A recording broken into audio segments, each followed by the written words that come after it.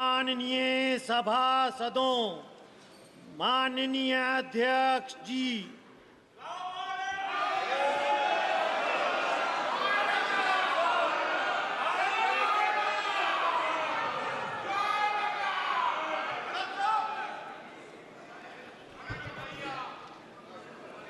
माननीय सदस्यगण, मुझे अपनी ओर से तथा सदन के माननीय सदस्यों की ओर से अंतर संसदीय संघ आईपीयू की प्रेसिडेंट और तंजानिया संयुक्त गणराज्य की नेशनल असेंबली की अध्यक्ष माननीय डॉक्टर तुलिया एक्सन का स्वागत करते हुए अत्यंत प्रसन्नता हो रही है। वे हमारी सम्मानित अतिथि के रूप में भारत की आधिकारिक यात्रा पर आई है। यह हमारे लिए खुशी की बात है कि डॉक्टर एक्सन बजट सत्र को देखने के लिए यहाँ उपस्थित है। माननीय डॉक्टर तुलिया एक्सन शुक्रवार दिनांक 19 जुलाई 2024 को भारत पहुंची। उन्होंने 21 जुलाई 2024 को आगरा का भ्रमण किया और इस समय वह विशेष बॉक्स में आसीन है। हम भारत में उनके सुखद और सफल प्रवास की कामना करते हैं। हम अंतर संसदीय संघ के प्रेसिडेंट के रूप में उनकी भूमिका के लिए सफलता की भी कामना करते हैं। उनके माध्यम से हम तंजानिया गणराज्य की संसद के सदस्यों, तंजानिया की सरकार तथा वहाँ की मित्र जनता को बधाई और शुभकामनाएं देते हैं। माननीय सदस्यगण, जैसा कि आपको समाचार भाग 2 के माध्यम से पहले ही सूचित किया जा चुका है कि माननीय वित्त मंत्री जी के बजट भाषण की प्रतियां हार्ड कॉपी के रूप में उपलब्ध कराई जाएगी। अतः बजट प्रस्तुत हो जाने के पश्चात माननीय सदस्य कृपया बजट भाषण की अपनी अपनी प्रति प्रकाशन काउंटर से प्राप्त कर लें। आपको ये भी सूचित किया जाता है कि माननीय मंत्री द्वारा बजट प्रस्तुत किए जाने के पश्चात बजट की प्रतियां आपको मेंबर्स पोर्टल के माध्यम से भी उपलब्ध करा दी जाएगी। माननीय वित्त मंत्री Shrimati Nirmala Sitharaman.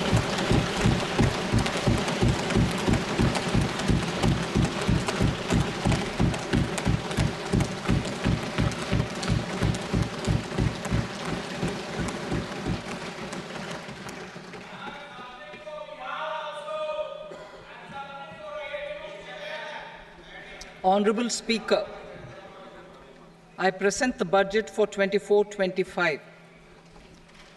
Introduction. The people of India have reposed their faith in the government led by Honorable Prime Minister Shri Narendra Modi and re-elected it for a historic third term under his leadership.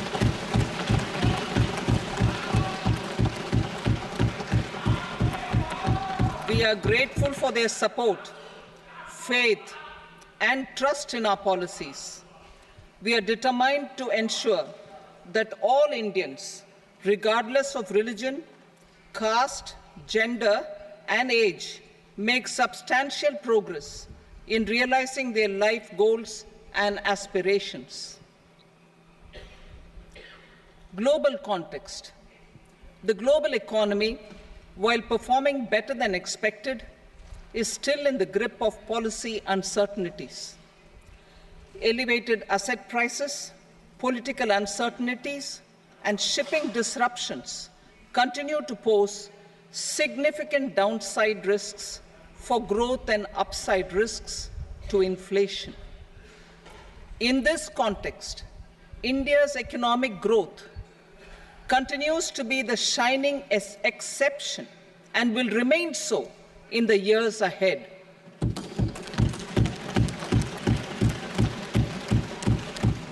India's inflation continues to be low, stable, and moving towards the 4% target. Core inflation, that is non-food and non-fuel, currently is 3.1%. Steps are being taken to ensure supplies of perishable goods reach markets adequately. Interim budget As mentioned in the interim budget, we need to focus on 4 major castes, namely the Garib, Mahilaye, Yuva, and Annadata, the poor, women, youth, and the farmer.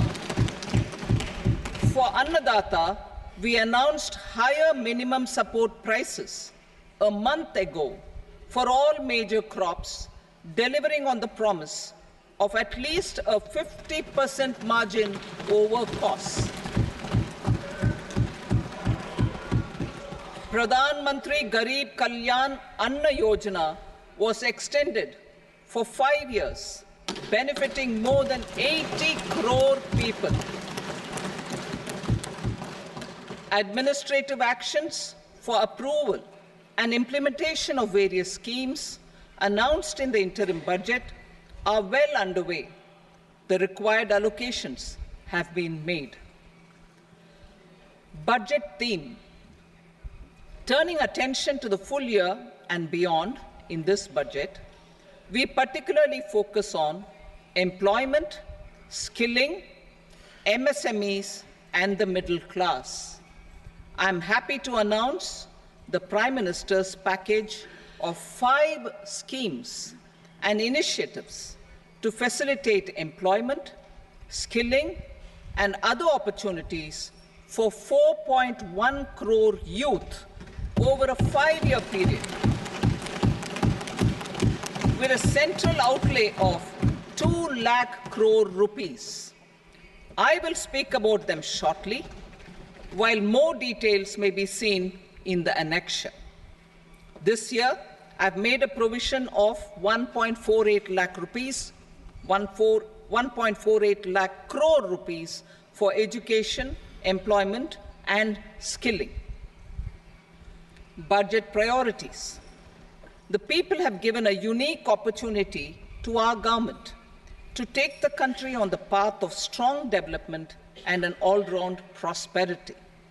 In the interim budget, we promised to present a detailed roadmap for our pursuit of Vikasit Bharat. In line with the strategy set out in the interim budget, this budget envisages sustained efforts on the following 9 priorities for generating ample opportunities for all. Number 1, productivity and resilience in agriculture. Number 2, employment and skilling. Number 3, inclusive human resource development and social justice. 4, manufacturing and services. 5, urban development. 6, energy security. 7, infrastructure. 8, innovation, research and development. And 9, next generation reforms. Subsequent budgets will build on these and add more priorities and actions. A more detailed formulation will be carried out as part of the economic policy framework, about which I will speak later in this speech.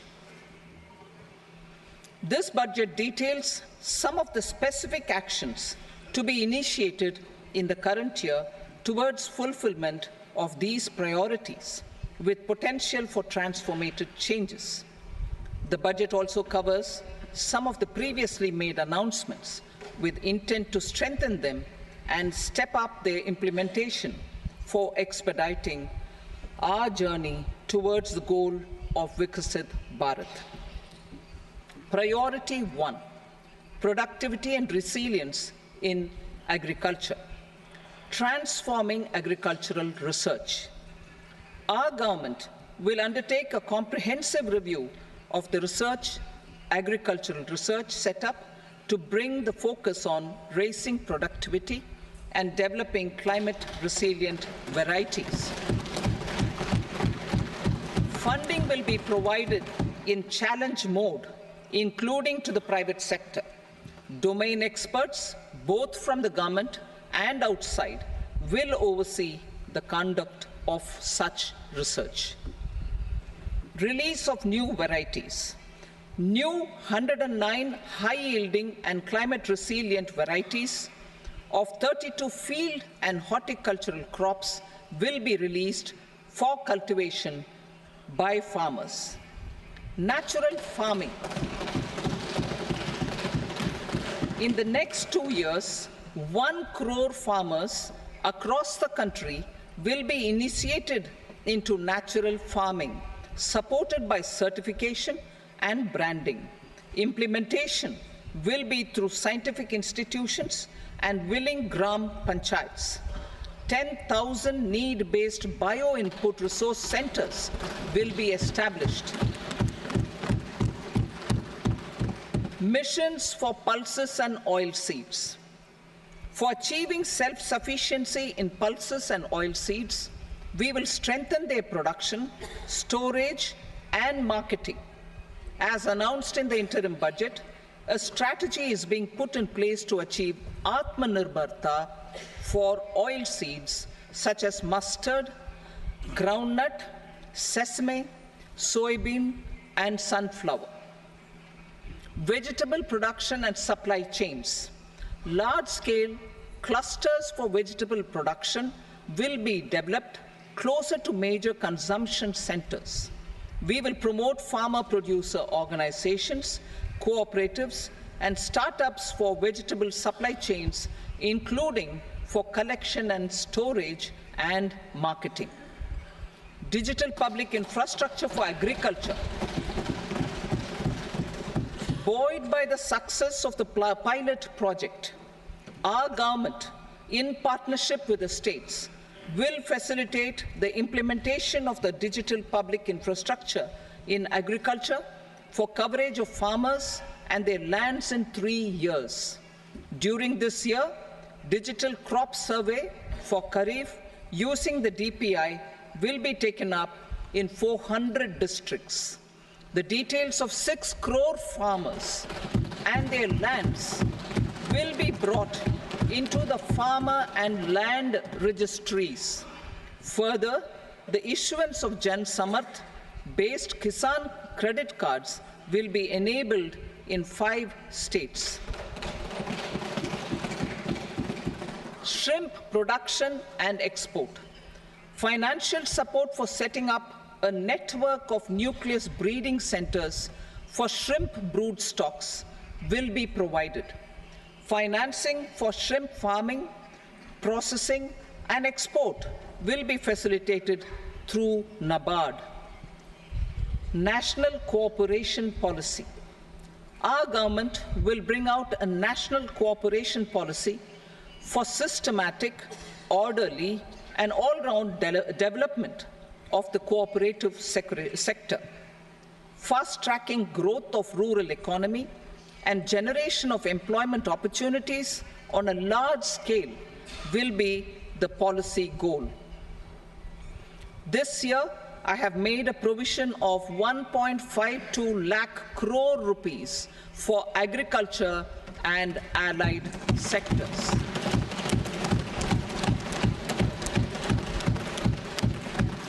Priority 2, employment and skilling. Employment-linked incentive. Our government will implement following 3 schemes for employment-linked incentive as part of the Prime Minister's package. These will be based on enrollment in the EPFO and focus on recognition of first-time employees and support to employees and employers. Scheme A, first-timers. This scheme will provide 1 month wage to all persons newly entering the workforce in all formal sectors.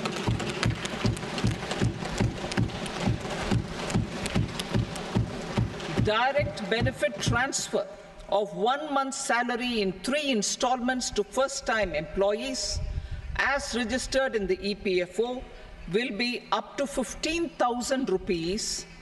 The eligibility limit will be a salary of 1 lakh per month. The scheme is expected to benefit 210 lakh youths.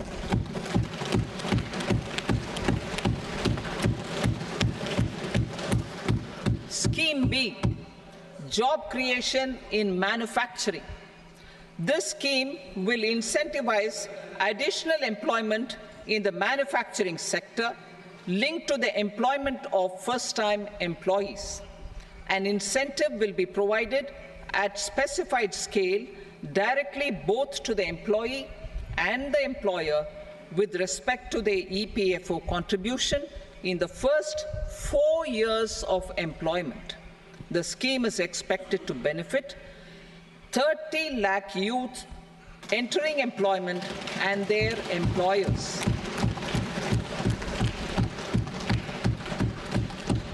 Scheme C, support to employers.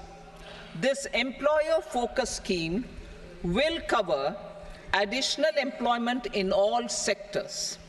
All additional employment within a salary of 1 lakh rupee per month will be counted. The government will reimburse to employers up to 3,000 rupees per month for 2 years towards the EPFO contribution for each additional employee. The scheme is expected to incentivize additional employment of 50 lakh persons.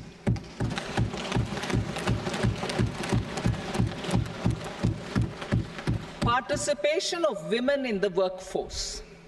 We will facilitate higher participation of women in the workforce through setting up of working women hostels in collaboration with industry and establishing creches. In addition, the partnership will seek to organize women-specific skilling programs and promotion of market access for women SHG enterprises. Skilling program. I'm happy to announce a new centrally sponsored scheme as the fourth scheme under the Prime Minister's package for skilling in collaboration with state governments and industry. 20 lakh youth will be skilled over a 5-year period.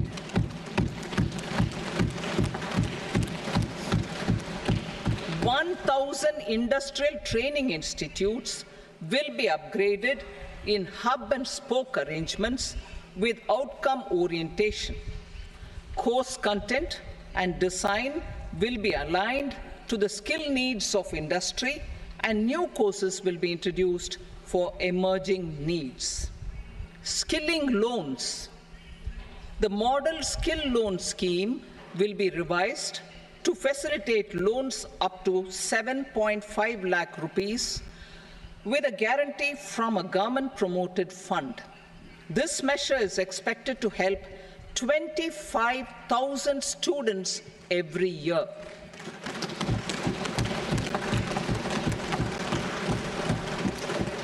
Education loans.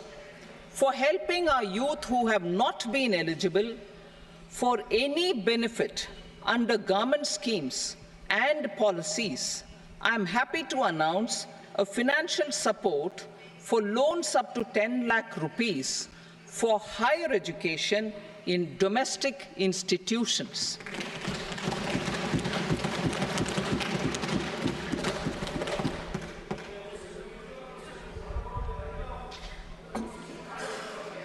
E-vouchers for this purpose.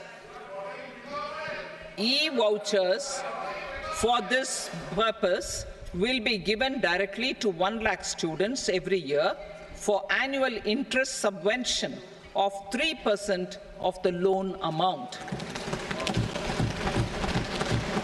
Priority 3, inclusive human resource development and social justice, saturation approach.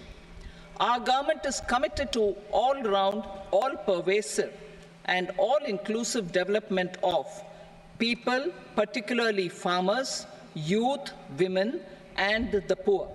For achieving social justice comprehensively, the saturation approach of covering all eligible people through various programs, including those for education and health, will be adopted to empower them by improving their capabilities.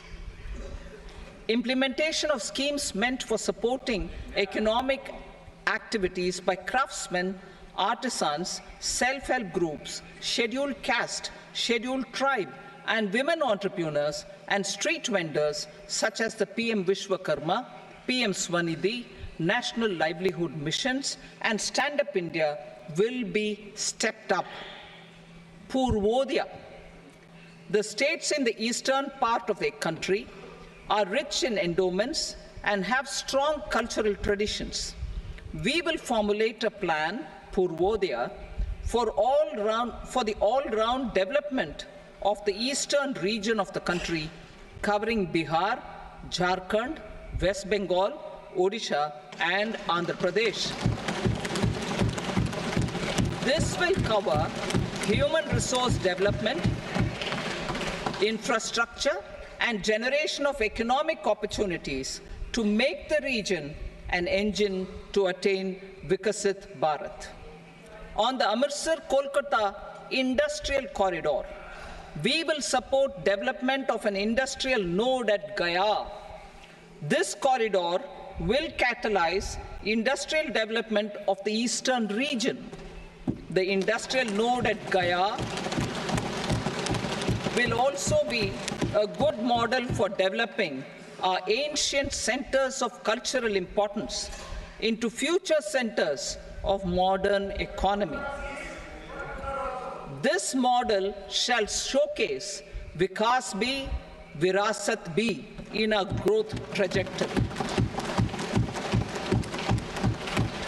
We will also support development of road connectivity projects, namely 1. Patna-Purnia Expressway, 2. Buxar-Bhagalpur Expressway, 3. Bodh Gaya, Rajgir, Vaishali and Darbhanga spurs, and 4. Additional 2-lane bridge over River Ganga at Buxar at a total cost of 26,000 crore rupees.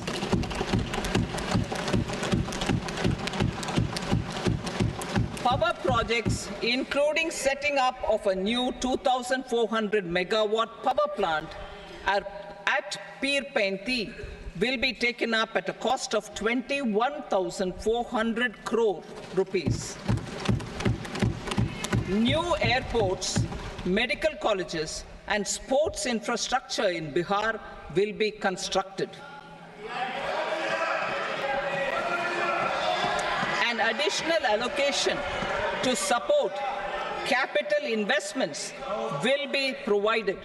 The requests of Bihar government for external assistance from multilateral development banks will be expedited.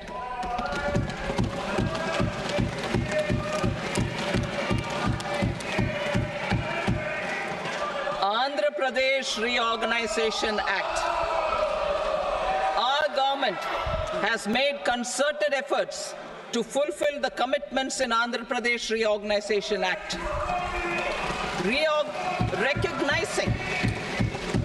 Recognizing the state's need for the capital, recognizing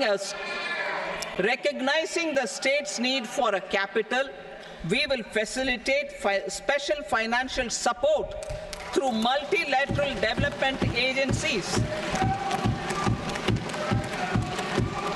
In the current financial year, 15,000 crore rupees will be arranged with additional amounts in future years.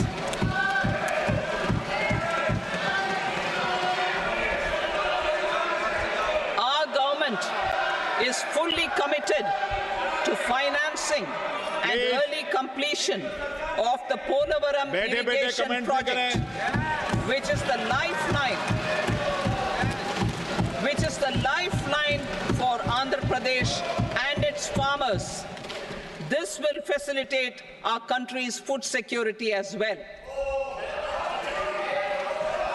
Under the Andhra Pradesh Reorganization Act, for promoting industrial development, funds will be provided for essential infrastructure such as water, power, railways, and roads in Kopparthi node on the Visakhapatnam-Chennai Industrial Corridor and Varavakal node on the Hyderabad-Bangalore Industrial Corridor.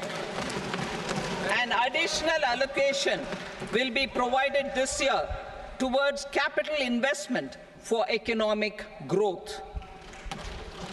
Grants for backward regions of Rayalaseema, Prakasham, North Coastal Andhra, as stated in the Act, will be provided. PM Awas Yojana.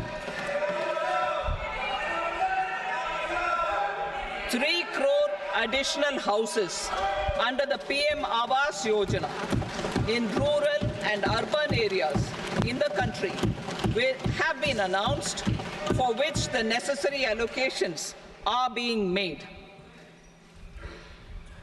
Women-led development.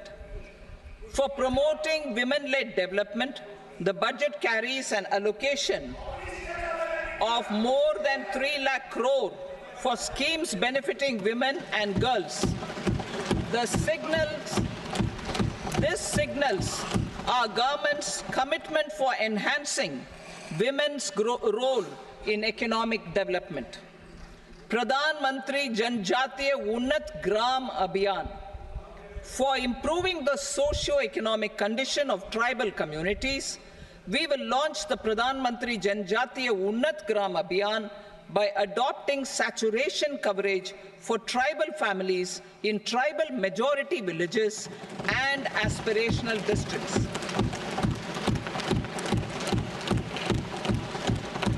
This will cover 63,000 villages, benefiting 5 crore tribal people. Bank branches in northeastern region. More than 100 branches of India Post Payment Bank will be set up in the northeast region to expand the banking services. This year, I have made a provision of 2.66 lakh crore rupees for rural development, including rural infrastructure. Priority 4, manufacturing and services, support for promotion of MSMEs. This budget provides special attention to MSMEs and manufacturing, particularly labor-intensive manufacturing. We have formulated a package covering financing, regulatory changes, and technology support for MSMEs to help them grow and also compete globally, as mentioned in the interim budget. I am happy to announce the following specific measures. Credit guarantee scheme for MSMEs in the manufacturing sector. For facilitating term loans to MSMEs for purchase of machinery and equipment without collateral or third-party guarantee, a credit guarantee scheme will be introduced. The scheme will operate on pooling of credit risks of such MSMEs.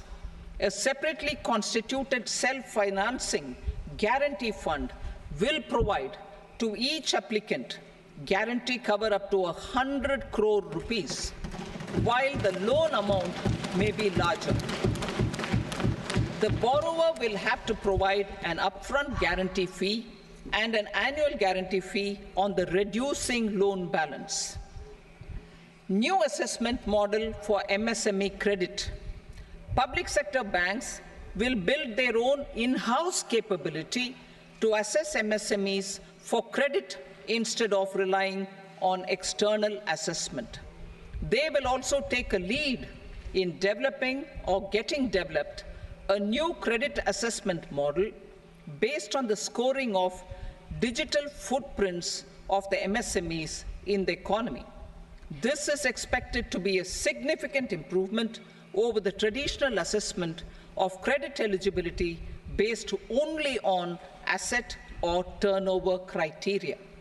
That will also cover MSMEs without a formal accounting system. Credit support to MSMEs during stress period. I'm happy to announce a new mechanism for facilitating continuation of bank credit to MSMEs during their stress period, while being in special mention account, SMA stage, for reasons beyond their control, MSMEs need credit to continue their business and to avoid getting into the NPA stage. Credit availability will be supported through a guarantee from a government-promoted fund. Mudra loans. The limit of Mudra loans will be enhanced to 20 lakh from the current 10 lakh for those entrepreneurs who have availed and successfully repaid previous loans under the Tarun category. Enhanced scope for mandatory onboarding in TREDS. For facilitating MSMEs to unlock their working capital by converting their trade receivables into cash, I propose to reduce the turnover threshold of buyers for mandatory onboarding on the TREDS platform from rupees 500 crore to 250 crore rupees. This measure will bring 22 more CPSCs and 7,000 more companies onto the platform. Medium enterprises will also be included in the scope of the suppliers. SIDBI branches in MSME clusters.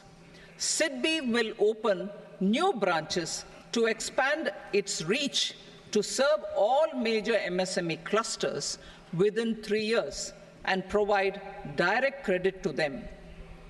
With the opening of 24 such branches this year, the service coverage will expand to 168 out of 242 major clusters. MSME units for food irradiation, quality and safety testing. Financial support for setting up of 50 multi-product food irradiation units in the MSME sector will be provided. Setting up of 100 food quality and safety testing labs with NABL accreditation will be facilitated. E-commerce export hubs.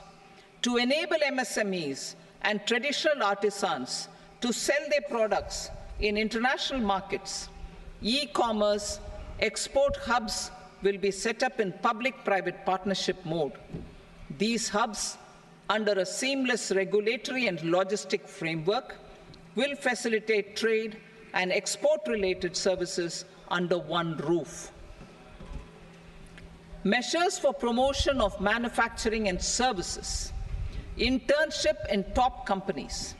As the fifth scheme under Prime Minister's package, our government will launch a comprehensive scheme for providing internship opportunities in 500 top companies to 1 crore youth in 5 years. They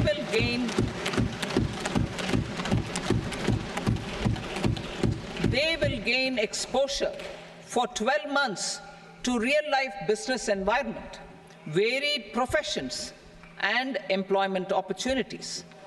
An internship allowance of 5,000 per month, 5,000 rupees per month, along with a one-time assistance of 6,000 rupees will be provided. Companies will be expected to bear the training cost and 10% of their internship cost from their CSR funds. Industrial parks. Our government will facilitate development of investment-ready, plug-and-play industrial parks with complete infrastructure in or near 100 cities in partnership with the states and private sector by better using town planning schemes. 12 industrial parks under the National Industrial Corridor Development Program also will be sanctioned.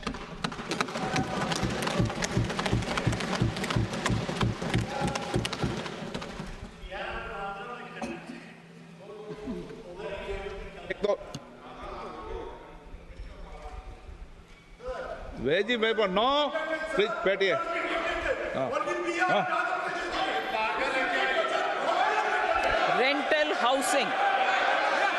rental housing with dormitory type accommodation for industrial workers will be, just 1 minute. Rental housing, I repeat, rental housing with dormitory type accommodation for industrial workers will be facilitated in PPP mode with VGF support and commitment from anchor industries. Shipping industry, ownership, leasing, and flagging reforms will be implemented to improve the share of Indian shipping industry and generate more employment. Critical mineral mission. We will set up a critical mineral mission for domestic production, recycling of critical minerals, and overseas acquisition of critical mineral assets. Its mandate will include technology development, skilled workforce, extended producer responsibility framework, and a suitable financing mechanism. Offshore mining of minerals.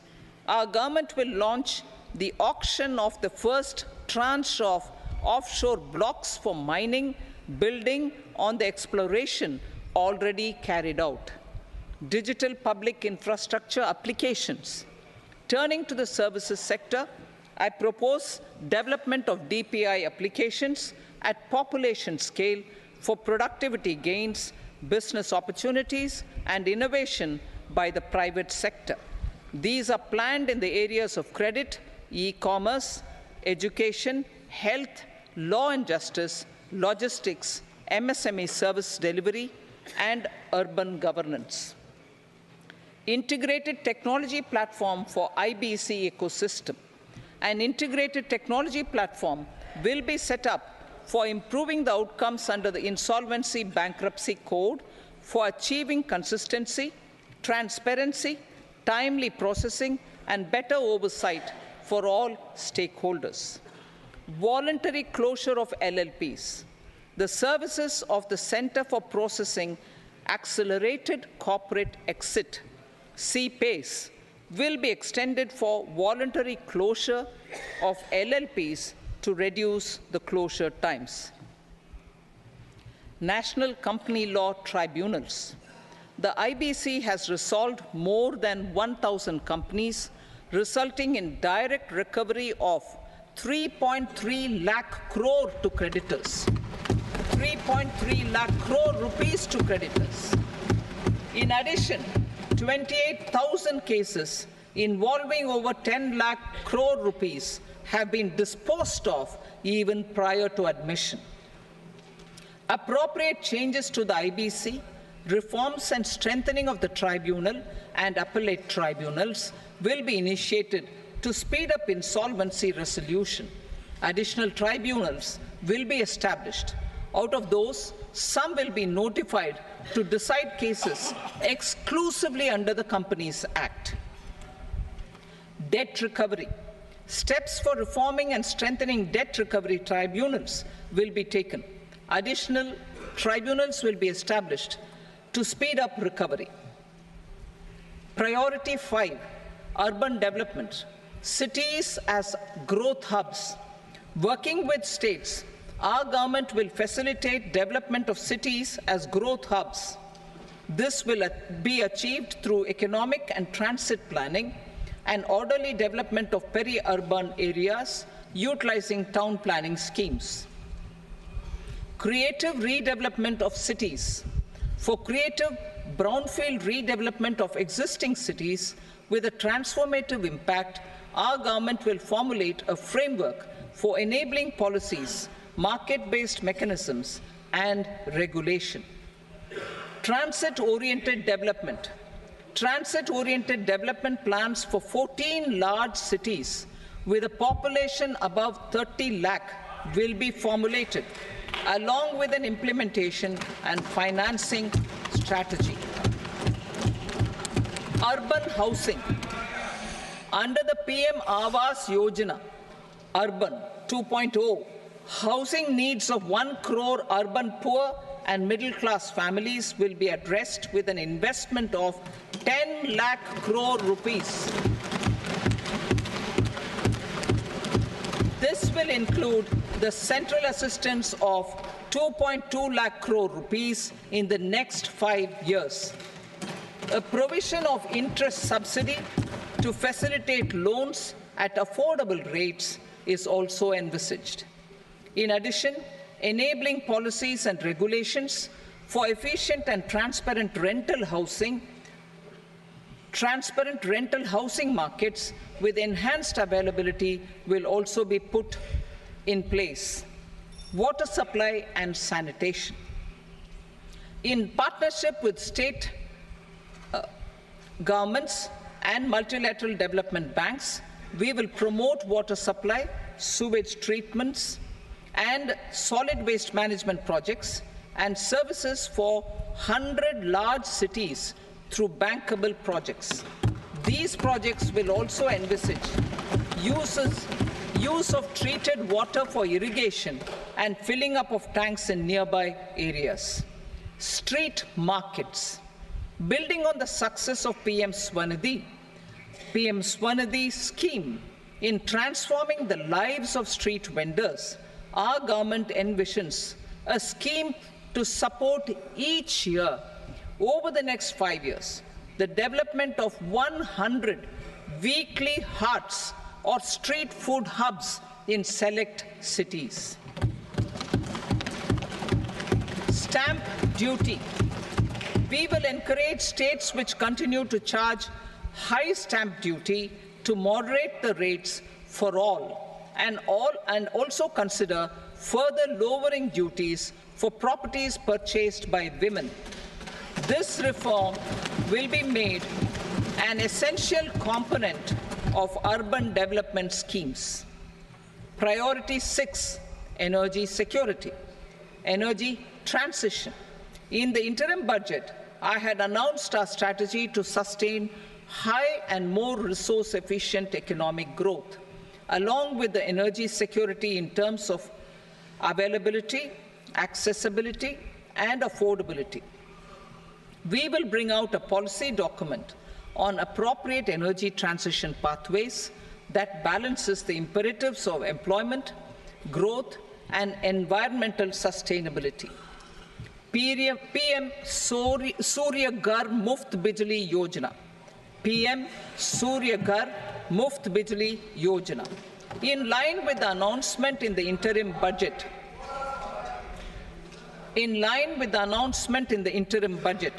PM Surya Ghar Muft Bijli Yojana has been launched to install rooftop solar plants to enable 1 crore households obtain free electricity up to 300 units every month. The scheme has generated remarkable response with more than 1.28 crore registrations and 14 lakh applications, and we will further encourage it. Pumped storage policy. A policy for promoting pumped storage projects will be brought out for electricity storage and facilitating smooth integration of the growing share of renewable energy with its variable and intermittent nature in the overall energy mix. Research and development of small and modular nuclear reactors. Nuclear energy is expected to form a very significant part of the energy mix for Vikasit Bharat. Towards that pursuit, our government will partner with the private sector for 1. Setting up Bharat Small Reactors, 2. Research and development of Bharat Small Modular Reactor, and 3. Research and development of newer technologies for nuclear energy. The R&D funding announced in the interim budget will be made available for this sector also. Advanced ultra supercritical thermal power plants. The development of indigenous technology for advanced ultra supercritical thermal power plants with much higher efficiency has been completed. A joint venture between NTPC, and BHEL will set up a full-scale 800 megawatt commercial plant using AUSC technology. The government will provide the required fiscal support. Moving forward, development of indigenous capacity for the production of high-grade steel and other advanced metallurgy materials for these plants will result in strong spin-off benefits for the economy. Roadmap for hard-to-abate industries. A roadmap for moving the hard-to-abate industries from energy efficiency targets to emission targets will be formulated. Appropriate regulations for transition of these industries from the current perform, achieve, and trade mode to Indian carbon market mode will be put in place. Support to traditional micro and small industries. An investment-grade energy audit of traditional micro and small industries in 60 clusters, including brass and ceramic, will be facilitated. Financial support will be provided for shifting them to cleaner forms of energy and implementation of energy efficiency measures. The scheme will be replicated in another 100 clusters in the next phase. Priority 7, infrastructure investment by central government. Significant investment the central government has made over the years in building and improving infrastructure has had a strong multiplier effect on the economy. We will endeavor to maintain strong fiscal support for infrastructure over the next 5 years in conjunction with imperatives of other priorities and fiscal consolidation. This year, I have provided 11,11,111 crore rupees for capital expenditure. This would be 3.4% of our GDP. Infrastructure investment by state governments. We will encourage states to provide support of similar scale for infrastructure, subject to their development priorities. A provision of 1.5 lakh crore rupees for long-term interest-free loans have been made this year also to support the states in their resource allocation. Private investment in infrastructure. Investment in infrastructure by private sector will be promoted through viability gap funding and enabling policies and regulations. A market-based financing framework will be brought out. Pradhan Mantri Gram Sadak Yojana. Phase 4 of the PMGSY will be launched to provide all-weather connectivity to 25,000 rural habitations, which have become eligible in view of their population increase. Irrigation and flood mitigation. Bihar has frequently suffered from floods, many of them originating outside the country. Plans to build flood control structures in Nepal are yet to progress. Our government, through the Accelerated Irrigation Benefit Program and other sources, will provide financial support for projects with estimated cost of 11,500 crore rupees, such as the Kosi-Michi intra-state link and 20 other ongoing and new schemes, including barrages, river pollution abatement, and irrigation projects. In addition, survey and investigation of Kosi-related flood mitigation and irrigation projects will be undertaken.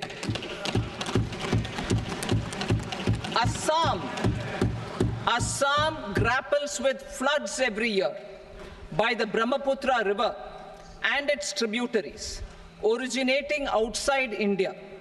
We will provide assistance to Assam for flood management and related projects.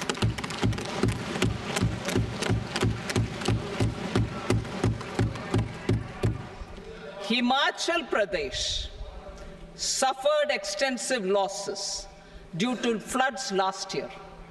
Our government will provide assistance to the state for reconstruction and rehabilitation through multilateral development assistance.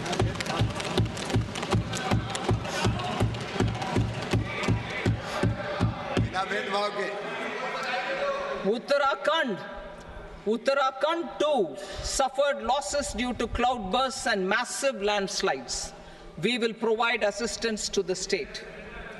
Recently, Sikkim witnessed devastating flash floods and landslides that wreaked havoc across the state. Our government will provide assistance to the state. Tourism has always been a part of our civilization. Our efforts in positioning India as a global tourist destination will also create jobs, stimulate investments, and unlock economic opportunities for other sectors. In addition to the measures outlined in the interim budget, I propose the following measures.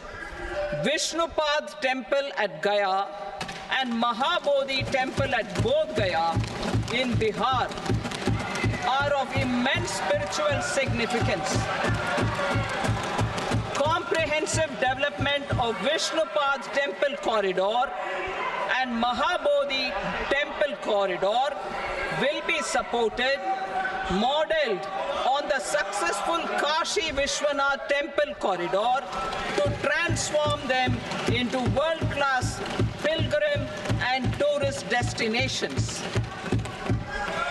Rajgir holds immense religious significance for Hindus, Buddhists, and Jains. The 20th Tirthankara Muniswarata Temple in the Jain temple complex is ancient. The Saptarishi, or the 7 hot springs, form a warm water Brahmkund that is sacred. A comprehensive development initiative for Rajgir will be undertaken. Our government will support the development of Nalanda as a tourist center, besides reviving Nalanda University to its glorious stature. Odisha's scenic beauty, temples, monuments, craftsmanship, wildlife sanctuaries, natural landscapes, and pristine beaches make it an ultimate tourism destination.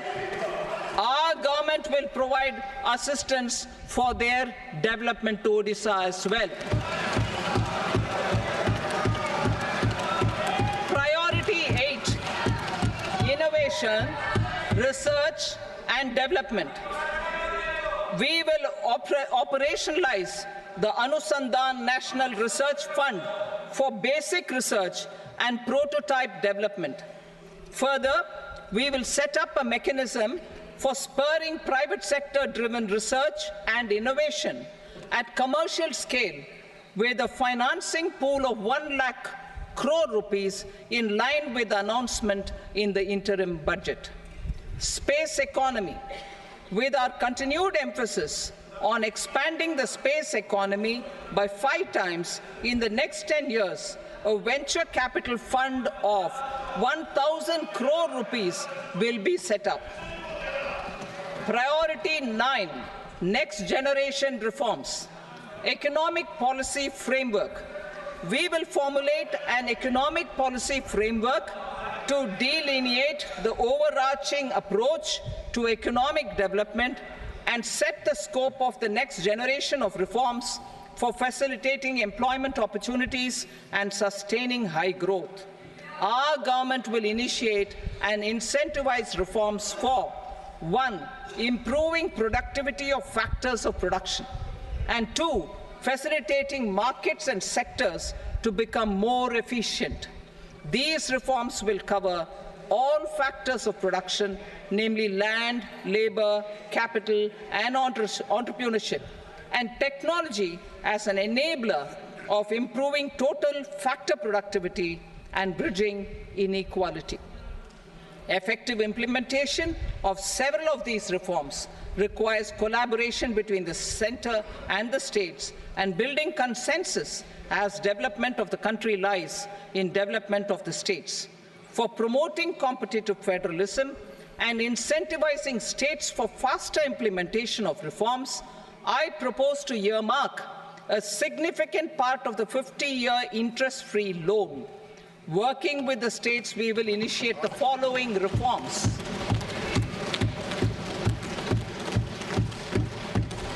Land-related reforms and actions, both in the rural and urban areas, will cover land administration, will cover 1, land administration, planning and management, and 2, urban planning usage and building bylaws. These will be incentivized for completion within the next 3 years through appropriate fiscal support. Rural land-related actions. Rural land-related actions will include 1, assignment of unique land parcel identification number, UL PIN, or Bhu Aadhaar for all lands. 2, digitization of cadastral maps. 3, survey of subdivisions, survey of map subdivisions as per current ownership. 4, establishment of land registry. And 5, linking to the farmers registry. These actions will also facilitate credit flow and other agricultural services. Urban land-related actions. Land records in urban areas will be digitized with GIS mapping. An IT-based system for property record administration, updating, and tax administration will be established. These will also facilitate improving the financial position of urban local bodies. Labor-related reforms. Services to labor.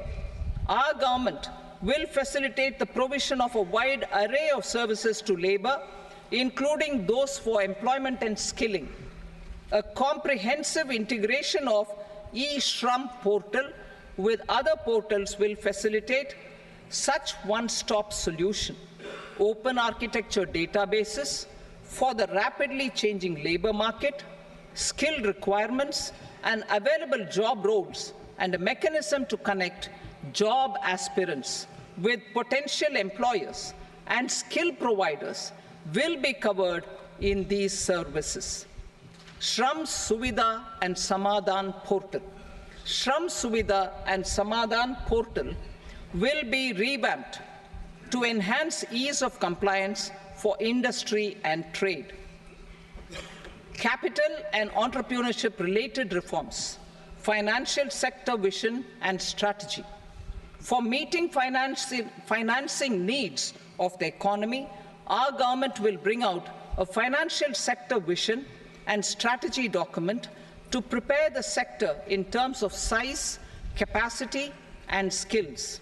This will set the agenda for the next 5 years and guide the work of the government, regulators, financial institutions, and market participants. Taxonomy for climate finance. We will develop taxonomy for climate finance for enhancing the availability of capital for climate adaptation and mitigation. This will support achievement of the country's climate commitments and green transition. Variable capital company structure. We will seek the required legislative approval for providing an efficient and flexible mode for financing leasing of aircrafts and ships and pooled funds of private equity through a variable company structure. Foreign direct investments and overseas investment. The rules and regulations for foreign direct investment and overseas investments will be simplified to 1. Facilitate foreign direct investments, 2.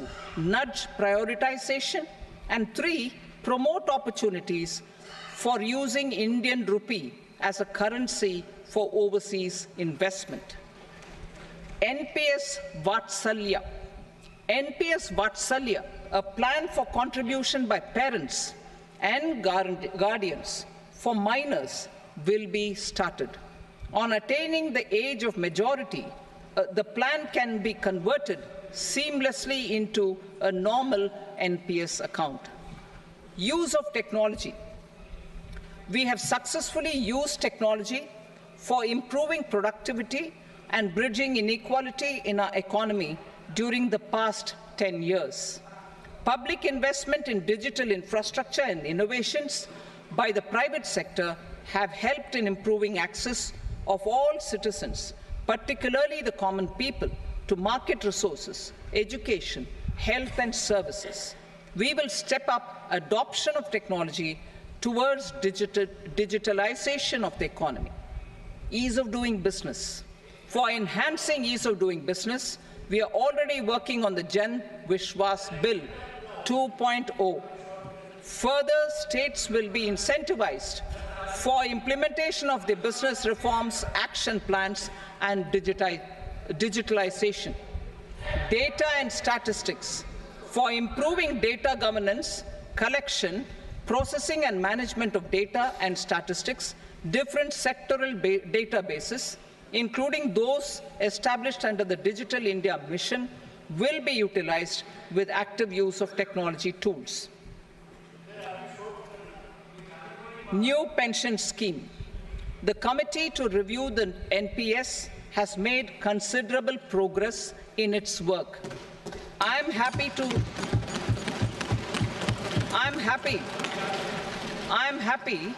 that the staff side of the National Council of the Joint Consultative Machinery for Central Government Employees has taken a constructive approach.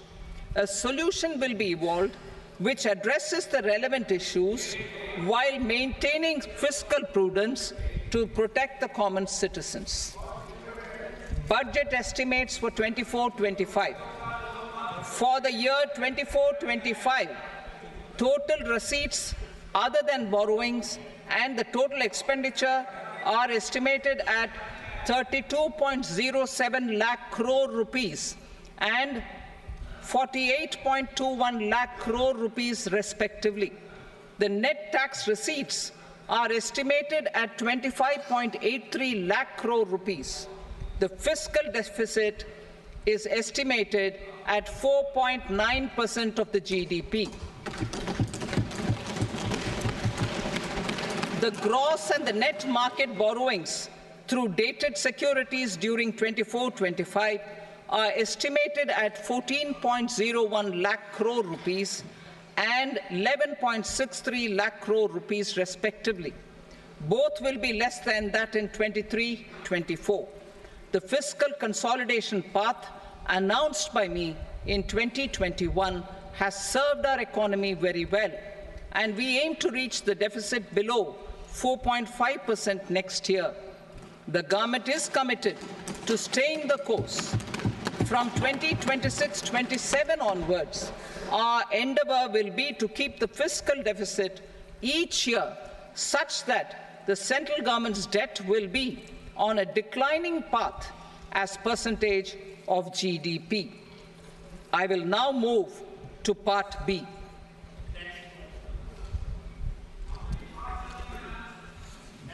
Indirect taxes. Sir, I start with GST.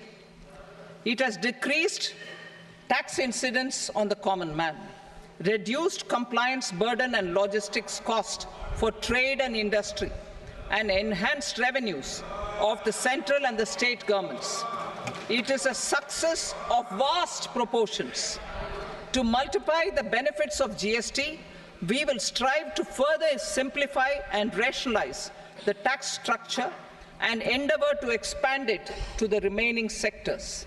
My proposals for custom duties My proposals for customs duties intend to support domestic manufacturing, deepen local value addition, promote export competitiveness, and simplify taxation while keeping the interest of the general public and consumers surmount. In Budget 22-23, we reduced the number of customs duty rates. I propose to undertake a comprehensive review of the rate structure over the next 6 months to rationalize and simplify it for ease of trade, removal of duty inversion, and reduction of disputes. I shall now take up sector-specific customs duty proposals. Medicine and medical equipments. To provide relief to cancer patients, I propose to fully exempt 3 more medicines from customs duties.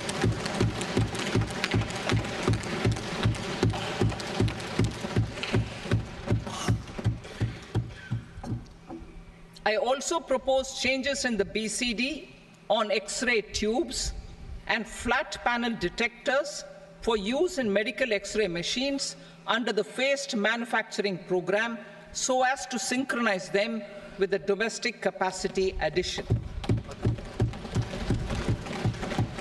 Mobile phone and related parts. With a 3-fold increase in domestic production and almost a 100-fold jump in exports of mobile phones over the last 6 years, the Indian mobile industry has matured. In the interest of consumers, I now propose to reduce the BCD on mobile phone, mobile PCBA, and mobile charger to 15%. Critical minerals. Minerals such as lithium, copper, cobalt, and rare earth elements are critical for sectors like nuclear energy, renewable energy, space, defense, telecommunications, and high-tech electronics. I propose to fully exempt customs duties on 25 critical minerals and reduce BCD on 2 of them. This will provide a major fillip to the processing and refining of such minerals and help secure their availability for these strategic and important sectors. Solar energy. Energy transition is critical in the fight against climate change. To support energy transition, I propose to expand the list of exempted capital goods for use in the manufacture of solar cells and panels in the country. Further, in view of sufficient domestic manufacturing capacity of solar gas, glass, and tinned copper interconnect, I propose not to extend the exemption of custom duties provided to them. Marine products. India's seafood exports in the last financial year touched an all-time high of more than 60,000 crores of rupees. Frozen shrimp accounted for about 2/3 of these exports. To enhance their competitiveness, I propose to reduce BCD on certain broodstock, polychaete worms, shrimp, and fish feed to 5%. I also propose to exempt customs duty on various inputs for manufacture of shrimp and fish feed. Leather and textile. Similarly, to enhance the competitiveness of exports in the leather and textile sectors, I propose to reduce BCD on real down-filling material from duck or goose. I am also making additions to the list of exempted goods for manufacture of leather and textile garments, footwear, and other leather articles for export. To rectify inversion in duty, I propose to reduce BCD subject to conditions on methylene diphenyl diisocyanate, MDI, for manufacture of spandex yarn from 7.5 to 5%. Furthermore, the export duty structure on raw hides, skin, and leather is proposed to be simplified and rationalized. Precious metals. To enhance domestic value addition in gold and precious metal jewelry, in the country, I propose to reduce customs duties on gold and silver to 6% and that of platinum to 6.4%. Other metals, steel and copper, are important raw materials. To reduce their cost of production, I propose to remove the BCD on ferronickel and blister copper. I am also continuing with nil BCD on ferrous scrap and nickel cathode and concessional BCD of 2.5% on copper scrap. Electronics. To increase value addition in the domestic electronics industry, I propose to remove the BCD subject to conditions on oxygen-free copper for manufacture of resistors. I also propose to exempt certain parts for manufacture of connectors. Chemicals and petrochemicals. To support existing and new capacities in the pipeline, I propose to increase the BCD on ammonium nitrate from 7.5% to 10%. Plastics. PVC flex banners are non-biodegradable and hazardous for environment and health. To curb their imports, I propose to raise the BCD on them from 10 to 25%. Telecommunication equipment. To incentivize domestic manufacturing, I propose to increase the BCD from 10 to 15% on PCBA of specified telecom equipment. Trade facilitation. To promote domestic aviation and boat and ship MRO, I propose to extend the period for export of goods imported for repairs from 6 months to 1 year. I'll read that again. To promote domestic aviation and boat and ship maintenance, repair and operations, I propose to extend the period for export of goods imported for repairs from 6 months to 1 year. In the same vein, I propose to extend the time limit for re-import of goods for repairs under warranty from 3 to 5 years. I now move to direct taxes. We will continue our efforts to simplify taxes, improve taxpayer services, provide tax certainty, and reduce litigation while enhancing revenues for funding the development and welfare schemes of the government. It has been our endeavor to simplify taxation. We have taken a number of measures in the last few years, including introduction of simplified tax regimes without exemptions and deductions for corporate tax and for personal income tax. This has been appreciated by taxpayers. 58% of corporate tax came from the simplified tax regime in the financial year 22-23. Similarly, as per data available till now, for the last fiscal, more than 2/3 have availed the new personal income tax regime. Comprehensive review of the Income Tax Act. I am now announcing a comprehensive review of the Income Tax Act 1961. The purpose is to make the Act concise, lucid, easy to read and understand. This will reduce disputes and litigation, thereby providing tax certainty to the taxpayers. I will also bring down the demand embroiled in litigation. It is proposed to be completed in 6 months. A beginning is being made in the finance bill by simplifying the tax regime for charities, tedious rate structures, provisions of reassessment and such provisions, and capital gains taxation. Simplification for charities and tedious. Two tax exemption regimes.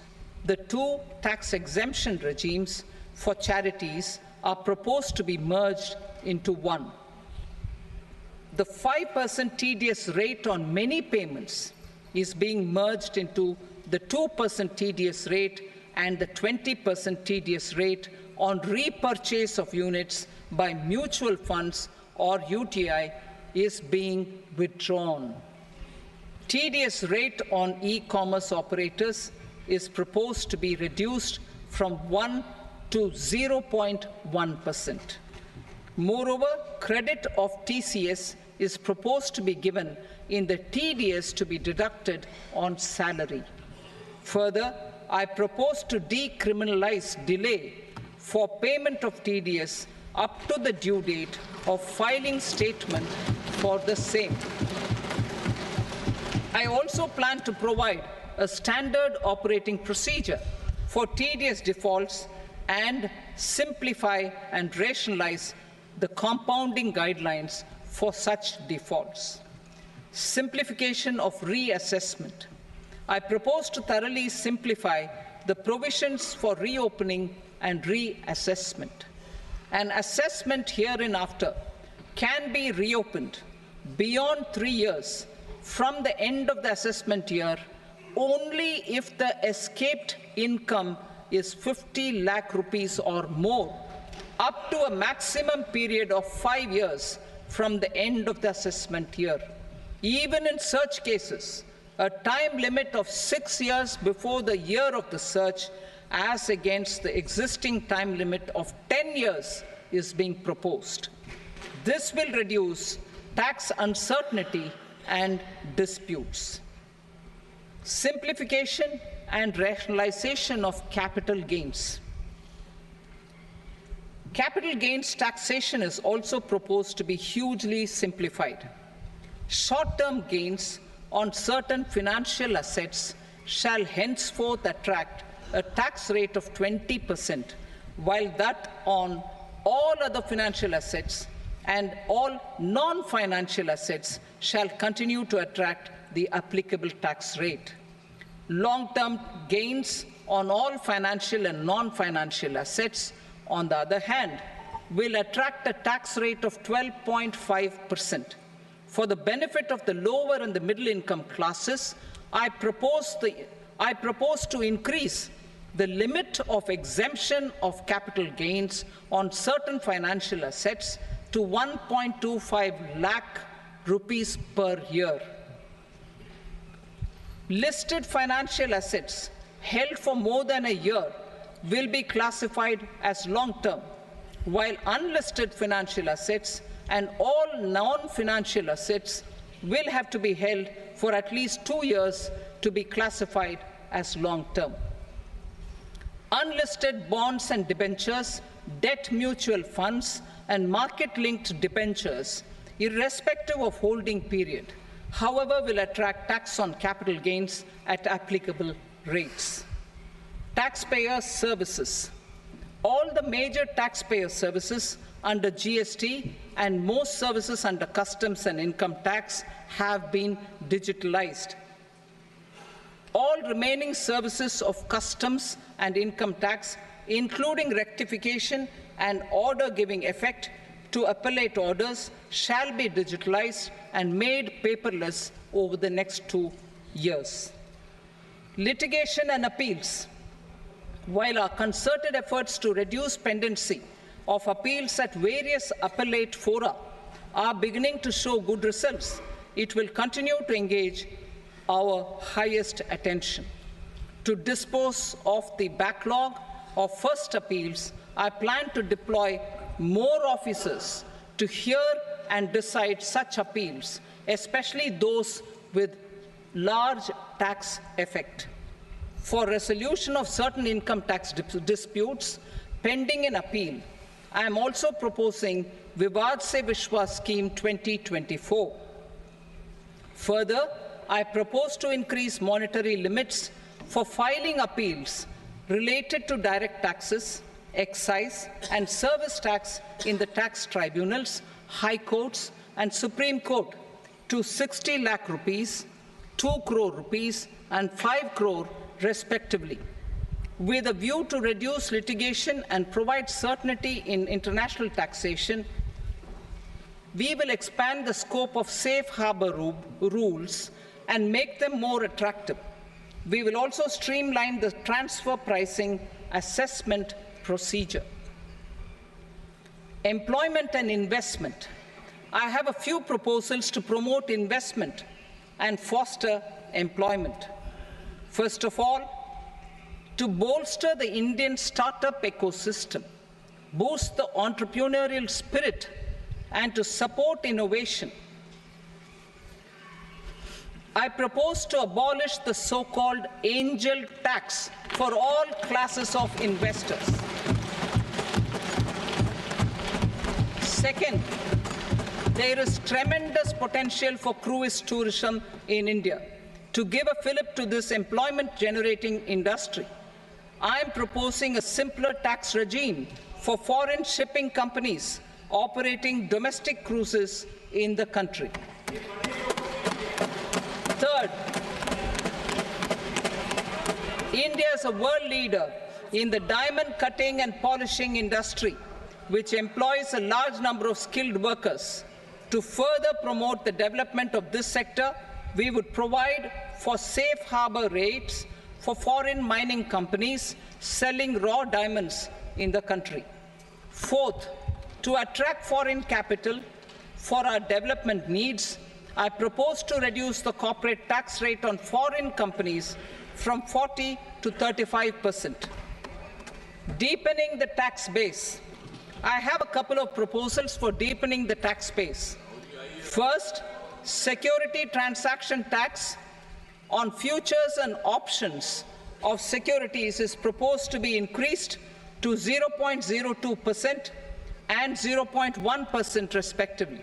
Second, for reasons of equity, I propose to tax income received on buyback of shares in the hands of recipients. Other proposals: to improve social security benefits, deduction of expenditure by employers towards NPS is proposed to be increased from 10 to 14% of the employee's salary. Similarly, deduction of this expenditure up to 14% of salary from the income of employees in private sector, public sector banks and undertakings opting for the new tax regime is proposed to be provided. Indian professionals working in multinationals get ESOPs and invest in social security schemes and other movable assets abroad. Non-reporting of such small foreign assets has penal consequences under the Black Money Act. Such non-reporting of movable assets up to 20 lakh rupees is proposed to be depenalized. Other major proposals in the finance bill relate to withdrawal of equalization levy of 2%, expansion of tax benefits to certain funds and entities in IFSCs, and immunity from penalty and prosecution to benamidar on full and true disclosure so as to improve conviction under the Benami Transaction Prohibition Act 1988. Personal income tax. Coming to personal income tax rates, I have two announcements to make for those opting for the new tax regime. First, the standard deduction for salaried employees is proposed to be increased from 50,000 to 75,000 rupees.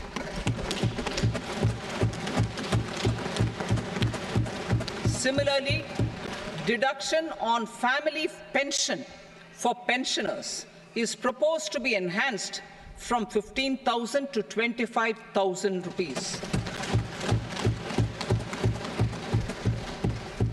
This will provide relief to about 4 crore salaried individuals and pensioners.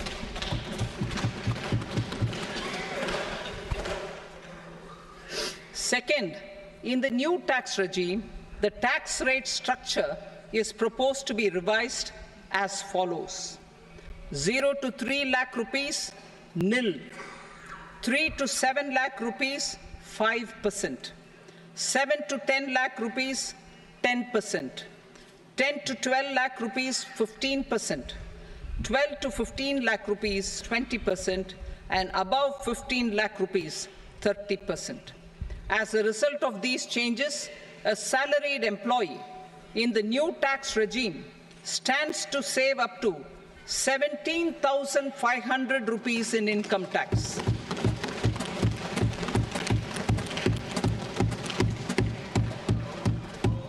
Apart from these, I am also making some other changes as given in the annexure. As a result of these proposals, revenue of about 37,000 crore, that is 29,000 crore in direct taxes and 8,000 crore in indirect taxes will be foregone, while revenue of about 30,000 crore rupees will be additionally mobilized. Thus, the total revenue foregone is about 7,000 crores annually. Mr. Speaker, sir, with this, I commend the budget to this august House. Jai Hind.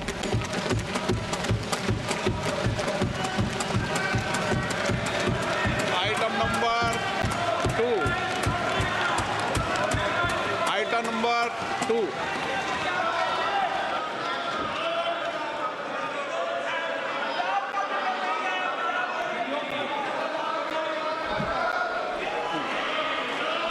Sir, with your permission, I rise to lay on the table the following statements under Section 3 of the Fiscal Responsibility and Budget Management, FRBM Act 2003, Medium-Term Fiscal Policy cum Fiscal Policy Strategy Statement and Macroeconomic Framework Statement. Item number 3. Sir, with your permission, I rise to move for leave to introduce the Finance Number 2 Bill 2024. प्रश्न ये कि विधेयक को पुनर्स्थापित करने की अनुमति प्रदान की जाए। जो सदस्य इसके पक्ष में हाँ कहें, जो सदस्य विरोध में ना कहें। मेरे विचार में निर्णय हाँ वालों के पक्ष में अनुमति प्रदान की जाती है। माननीय मंत्री जी, अब विधेयक पुनर्स्थापित करें। Sir, I introduce the bill. Item number 4. The Union Territory of Jammu and Kashmir budget. Sir, I rise to present a statement, Hindi and English versions, of the estimated receipts and expenditure of the Union Territory of Jammu and Kashmir for the year 24-25. सभा की कार्रवाई कल बुधवार दिनांक 24 जुलाई 2024 को प्राप्त 11 बजे तक के लिए स्थगित की जाती है।